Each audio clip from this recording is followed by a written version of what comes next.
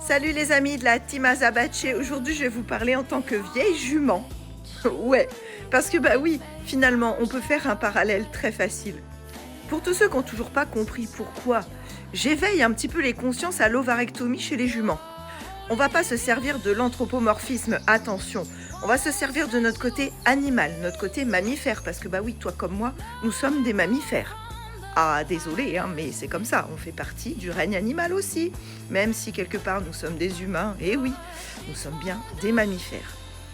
Donc nous répondons à des principes de base, à savoir les filles. Nous avons ce qu'on appelle nos lunes, on va dire des mots tranquilles parce que tu vois TikTok, gna gna gna.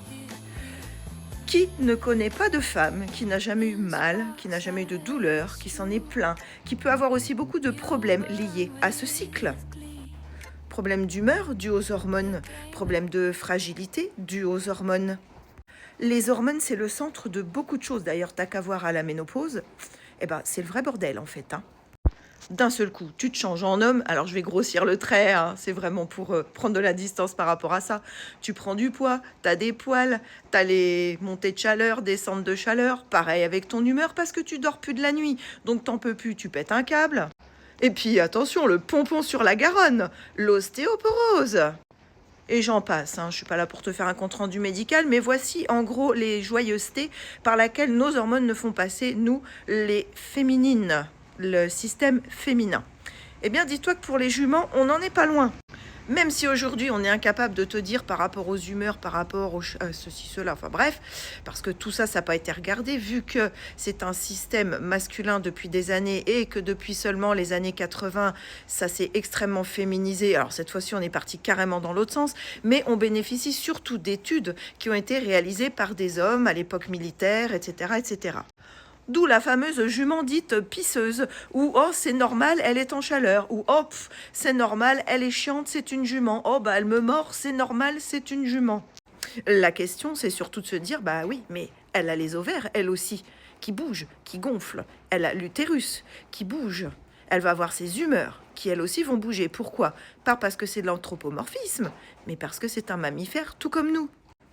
Tout comme nous, elle va devoir supporter avec le sourire le cavalier. Tout comme toi, quand tu as tes petits soucis, tu reçois ton client avec le sourire alors qu'en fait, tu as juste envie de le mordre.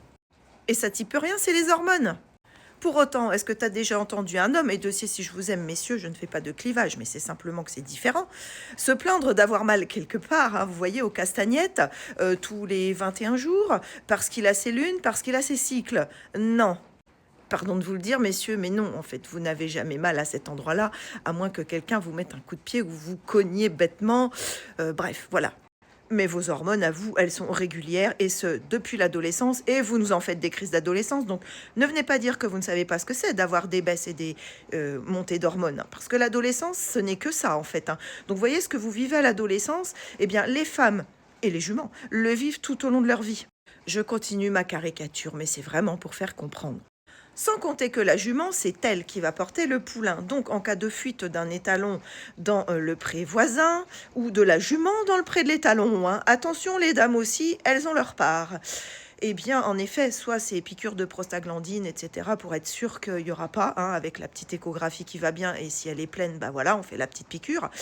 Mais bon, t'es jamais tranquille. Or, si tu stérilises tes juments, bah c'est pas grave pour les étalons. Eux, ils n'ont pas de problème de cacahuètes.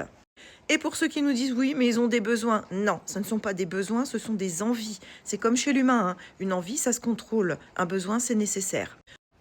D'ailleurs, on parle des juments et de leur caractère, mais tu vois bien quand elles sont au pré, il y a toujours une chef, il y en a toujours une pour fracasser l'autre. Il faut que la hiérarchie se mette en place. Et là, on va pas te dire, ah là là, elles sont entières, faut les opérer parce qu'elles se battent. Fais la même chose avec des entiers et des étalons, tu verras. Tout de suite, on te ramènera ça au fait que, oh là là, ce sont des entiers, ce sont des étalons, faut les castrer parce que sinon ils vont être infernaux. En fait, quand tu as un étalon ou un entier, à chaque fois, les gens te ramènent le fait que le problème vienne de ça. Mais pas du tout. C'est juste parce qu'on ne prend pas le temps de faire un compte-rendu. Au niveau des juments, on ne les prend pas dans leur globalité et on ne fait pas assez attention à elles. Donc voilà, moi j'ai pris le parti de m'ouvrir à tout ce qui est stérilisation des juments.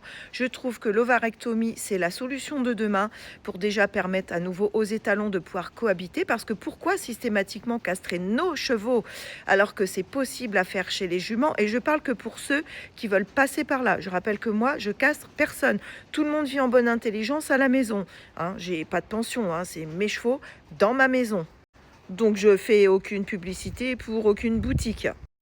J'ai fait une vidéo à ce sujet, d'ailleurs elle est floutée par TikTok, c'est normal, il y a des images d'opération, mais tu pourras voir qu'il y a autant de risques à castrer un mâle qu'à stériliser une femelle. Ils sont pas pareils, ce sont pas les mêmes risques, mais il y a bien des risques d'un côté comme de l'autre. Donc encore une fois, c'est une question de choix et de perspective. Et personnellement, dès que j'aurai décidé que ma jument, si un jour elle se retrouve toute seule, qu'elle a plus sa fille avec elle, ou que sa fille se retrouve toute seule et que je n'ai plus que mon étalon dans le pré, pour qu'ils puissent vivre ensemble, bien entendu, je procéderai à l'ovarectomie de ma jument si tous les paramètres de sa santé le permettent. Allez, sur ce, je te fais des gros bisous et à bientôt.